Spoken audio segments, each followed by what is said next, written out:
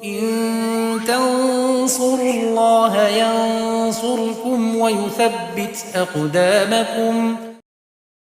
Bismillah walhamdulillah wassalatu wassalamu ala rasulillah amma ba'du. Pada pertemuan yang ke-25 ini, Al-Imam Suyuti melanjutkan dengan kaidah at-tashkil, yaitu pensyakalan. Dan kaidah ini muncul setelah kaidah at-tanqid, yaitu pemberian titik. Penyebab yang mendorong kedua kaidah ini dirumuskan adalah karena semakin tersebarnya Islam ke penjuru dunia, maka tentu semakin tersebar pula bahasa Arab. Yang efeknya adalah orang-orang non-Arab kesulitan membaca huruf Arab tanpa titik dan tanpa harokat. Sehingga dicetuskanlah dua kaidah ini, yaitu at-tanqid, kemudian at-tashkil. Awal mula kata Al-Imam Ibn Durustawai, harokat itu diambil dari huruf ra sebagai singkatan dari kata harokat. Maka huruf ra ini diletakkan di atas huruf sebagai simbol dari fathah, kemudian diletakkan di bawah huruf sebagai simbol dari kasrah. Adapun dhammah maka diberikan simbol tersendiri supaya tidak tertukar dengan fathah, yaitu diambil dari huruf waw. Karena memang huruf itu lebih dahulu muncul sebelum titik dan juga syakal. Adapun sukun, maka ia diambil, kata beliau Ibnu Durustawai, dari huruf jim sebagai singkatan dari jazm. Namun ditulisnya tanpa cekungan dan juga tanpa titik. Dan ada juga syakal-syakal yang sifatnya tambahan yang muncul belakangan. Ya, simbol-simbol seperti tanwin, ya, tanwin maka dibuatnya dari double harokat. Ya, misalnya fathah, ya, dibuatnya untuk fathah yang bertanwin dengan fathatain, yaitu dua fathah. Demikian juga dengan kasrah, ya, menjadi kasratain, dan dhammah menjadi dhammatain.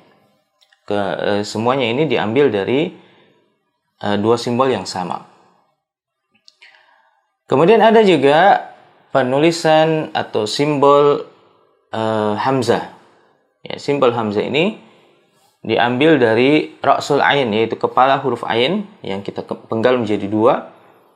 Dikarenakan dua huruf ini berasal dari makhraj yang sama, yaitu dari tenggorokan. Maka hamzah ini ditulisnya dengan simbol setengah dari huruf ain.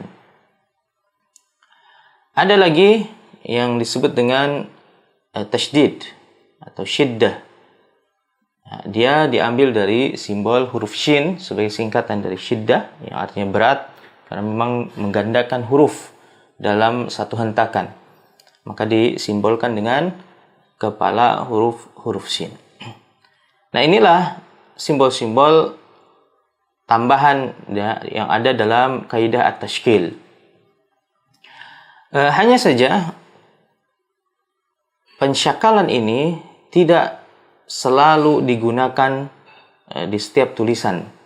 Tidak sebagaimana at-tanqid, ya, yang ada di zaman sekarang ini. Bahkan kalau menggunakan komputer, maka huruf atau titik itu sudah muncul dengan otomatis, tapi harokat tidak. Ya, kita harus tambahkan sendiri.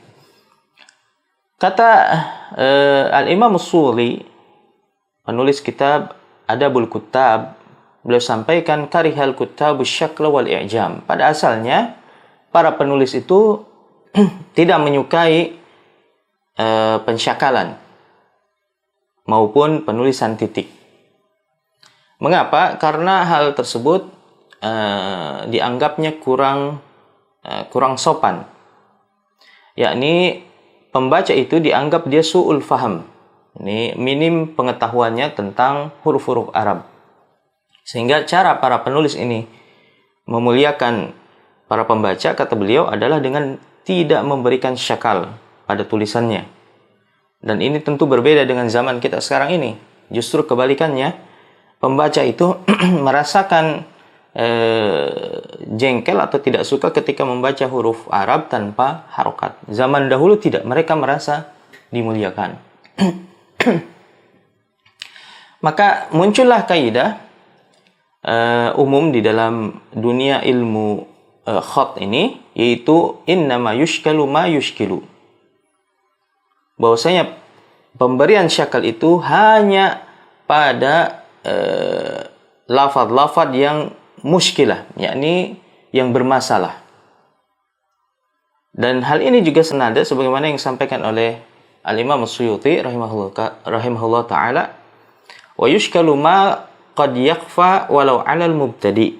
Kata beliau bahwasanya huruf itu hanyalah diberi syakal hanya ketika dia tertutup, yakni tertutup dalam artian samar, akan terjadi iltibas dengan lafaz yang lain, walau 'alal mubtadi, meskipun itu terang benderang oleh mereka yang memiliki pengetahuan.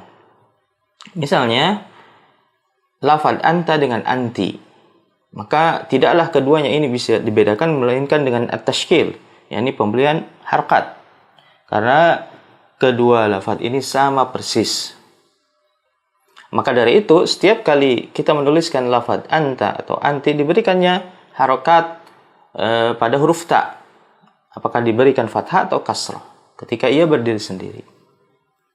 Dan ketika ia bersambung dengan lafaz yang lain dalam bentuk kalimat pun, kata beliau, yakni walau 'alal mubtadi, meskipun orang-orang yang memiliki pemahaman itu bisa membedakan antara anta dengan anti dalam bentuk kalimat, misalnya anta tadhhab, ada lafaz tadhhabu di sana, maka tidak mungkin kita mengucapkan anti tadhhabu, ya, tidak pas. Tetap saja kita berikan harokat fathah pada lafaz anta. Supaya apa? Supaya kita memudahkan mereka dalam membaca, dan juga tentunya ketika para pemula ini mau membaca juga mereka bisa memahaminya.